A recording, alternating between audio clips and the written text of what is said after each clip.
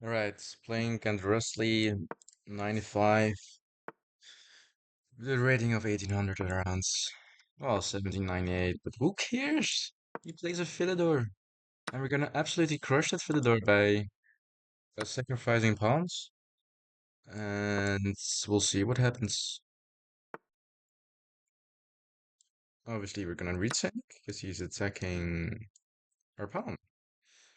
And with this attack, I guess we just castle here. It's not really clear what to do. He castles as well. Yeah, now I realize I have to prepare these sort of openings a lot better. But other than that,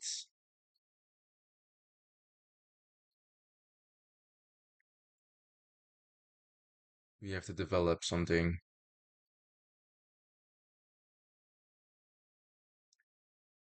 So what I see now is that we have one piece advantage in development. So we should add another, probably. Hmm. And we should put some pressure on him. Now we want to develop this bishop. When I play bishop e3, he has knight g5. The question is, of course, does he play it, but it doesn't really matter. I also have f4, that seems a lot more feasible.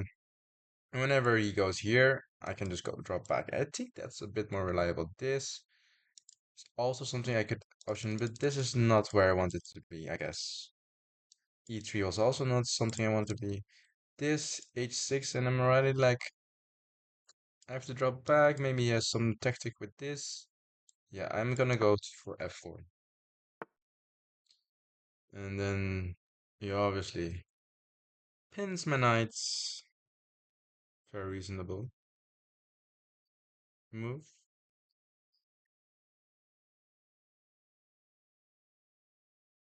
I'm just asking, yeah, do you want it or not? Guess we don't really have anything else to say, and the queens get into the game for free. Now he wants to either get this or this in, so I'm gonna go rook d1 here. Point being that after this takes, you cannot recapture, so he plays this instead. Now, when we look at the weaknesses, I only see one at the moment. And the king maybe is something he has to be careful about. He can also play e5 here, and because he cannot take. And after knight takes, I can just take. So I guess I just duplets, duplets, duplets, duplets. And after that, we maybe even have e6. It's getting quite uncomfortable for black to play. And as soon as I see the move, I just play it.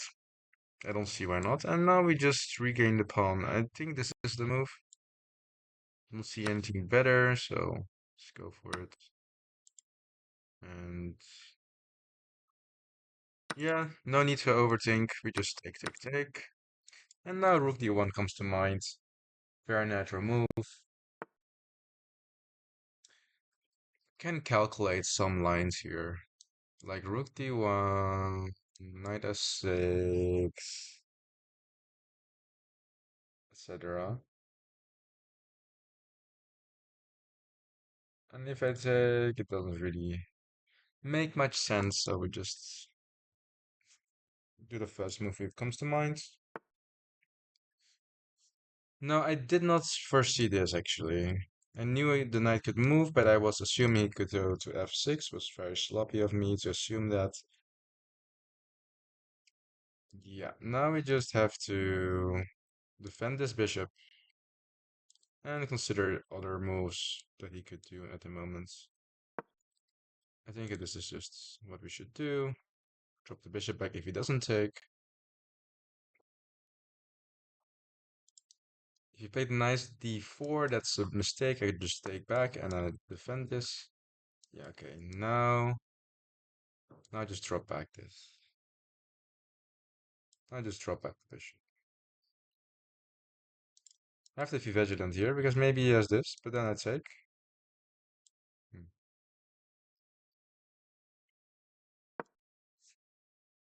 Because there isn't maybe something going on here.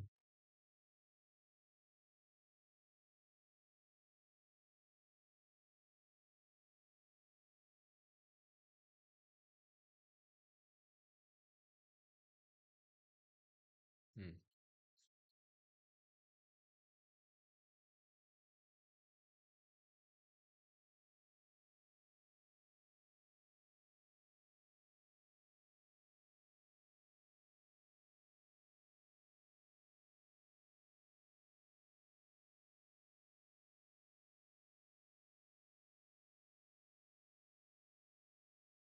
Maybe he's trying to look for ways to make use of this, right? But I guess he just doesn't see a way yet. Queen b6. Maybe he wants to get this in to attack this.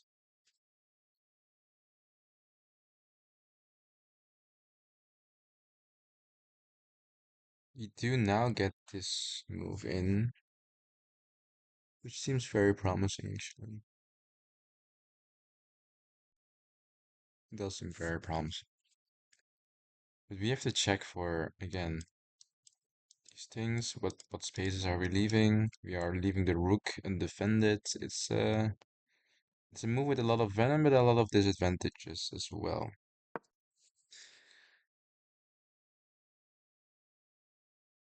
You can still play it.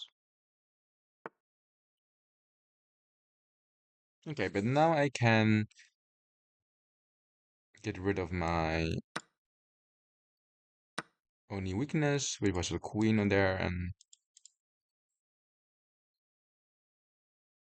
hmm, he has double pawns, which I can maybe make use of.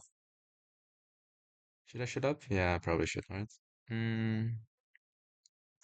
So I think the knight has to move somewhere. And I was either debating to go here, but then there's this. Or we could try for something like this. There's knight c5 coming in these lines. If I go here, is this b5 with tempo, which isn't good. Alright, I made up my mind. I'm gonna go knight b6 instead. Because what I want to do is f4 and here, and it's very speculative, but I guess it's really the move to play here. Not because it's the best move, but more because this rook is kind of immobile at the moment, and yeah, I'm trying to make use of it. A bit tricky, but sometimes a tricky move helps, especially in time trouble, which we are getting into. So yeah,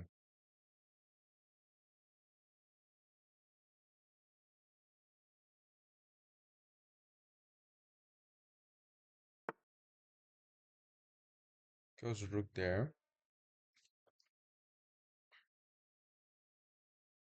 And my assumption was that the endgame was just profitable for me, as we are the ones who control. Well, it's only for this reason. And maybe because we have the bishop, so when we trade off the knights, maybe we are better.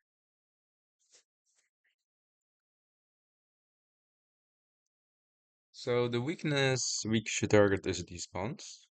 And I would like to have my bishop like somewhere attacking it from a distance. Also stopping the pawn in its tracks would help. So let's start with a3. Stopping b4. I think that makes perfect sense. And of course I miss that he can play knight e3 and I just lose the pawn. And games are really hard. So now I really have to move the bishop to a better square. And I guess I gotta just go here. Knight e3 here maybe is... He just doesn't see knight e3 either. So now we go here and win the pawn. But I have to say I really played inaccurate here. He had knight d3 in various positions. Well, I won. I have to consider those things first before I go scavenging for my own plan. So yeah, I made an accuracy here. He could have gone knight e3. He didn't see it, luckily. He made some left for his king instead. And now our plan comes to fruition, which is winning this pawn. And now that we've won the pawn, we immediately gain a plan because we have a pawn majority here. And our next plan will probably be to trade up some knights, make the game somewhat easier, or to target this pawn. Um, both of which is perfectly fine. Okay, now I want to play. My first initial thought was bishop here. But then I saw this. Oh, but then I can play this. Yeah, I think this is good. I was thinking about b4 immediately to stop knight a5, but I can just play knight a5. And now the knight is just super passive. So I'm really happy with that. He does have this, so I have to stop that with f4. Really hard endgames. Okay, drops back a bit. Starting to get excited, because I see this now. Targeting this, and when he moves that pawn, I have this. And then we just gain more pawns. But he does have this. Yeah, that's unfortunate. Hmm. I've just farted. Fuck's sake. Hopefully nobody hear that or is watching this video, since I only have a quite small amount of followers, but I should definitely not mention those things. Alright, my idea now is to go back here and win some pawns. And if I win these two, this is way too slow and this pawn is just pushing. So he has an active king, but my piece activity here makes up for his pace, this activity there.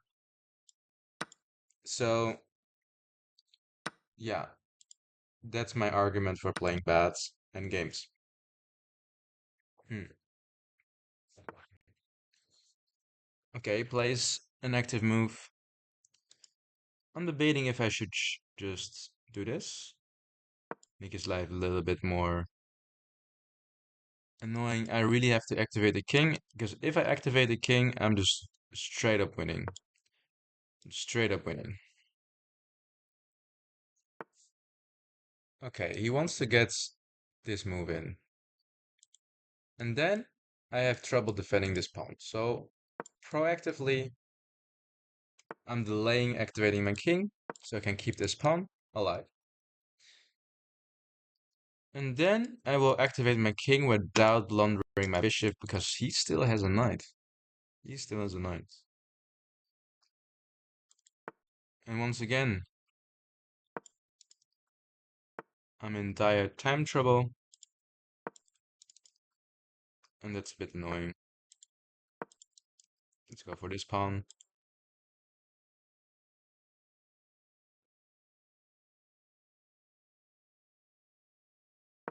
Let's go for this pawn.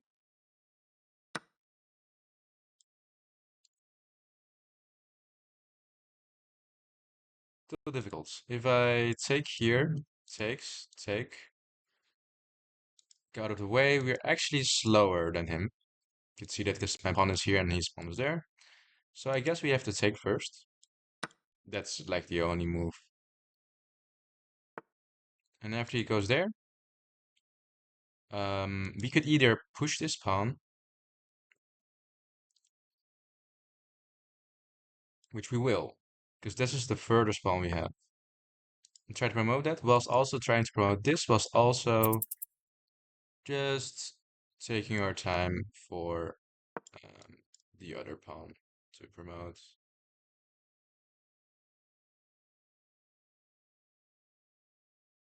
So luckily we have passers everywhere.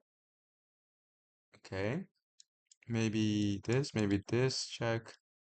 Now I do feel like we can just push this pawn because he's not really guarding.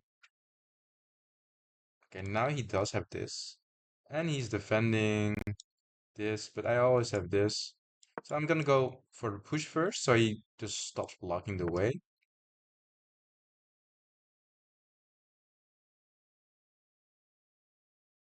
Okay, now I just promote your queen. And